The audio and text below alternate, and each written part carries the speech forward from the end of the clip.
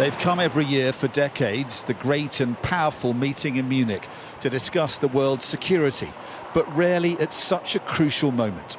America's vice president, a former prosecutor, was here with a message and a charge sheet against Russia's leadership. Welcome, Vice President. The US government, she told the conference, believes Russia is guilty of the gravest of crimes. There is no doubt. These are crimes against humanity.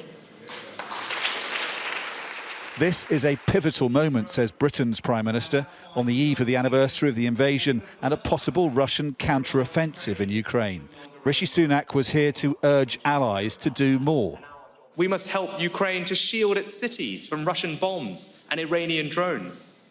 And that's why the United Kingdom will be the first country to provide Ukraine with longer-range weapons. There is no shortage of verbal support for Ukraine. Madam, can we ask you a question? What message do you hope to send to Vladimir Putin today from this conference? Unity, unity and unity. There is a mismatch between the rhetoric of leaders calling for unity and staunch support of Ukraine and the actual military backing that they are sending. There's a fresh doubt over the number of modern battle tanks that allies can actually spare. There's a shortage of ammunition, and there's still no united plan on how or when to send fighter jets.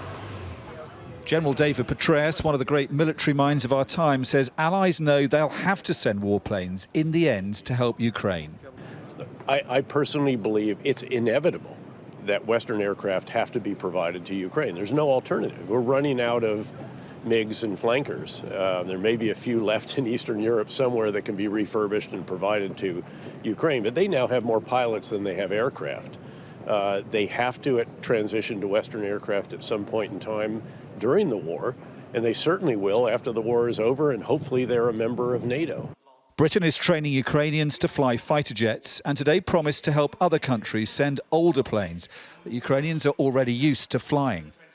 You know, these are complicated, complex bits of equipment. They do need training, and that's what we are doing and starting that as early as possible. But what we've also said, and I said today, is that we will happily provide assistance to any country that is able to provide Ukraine with fighter jets right now. The UK stands ready to support those countries as well.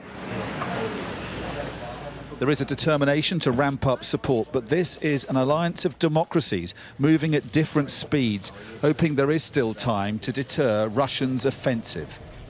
Dominic Waghorn, Sky News, Munich.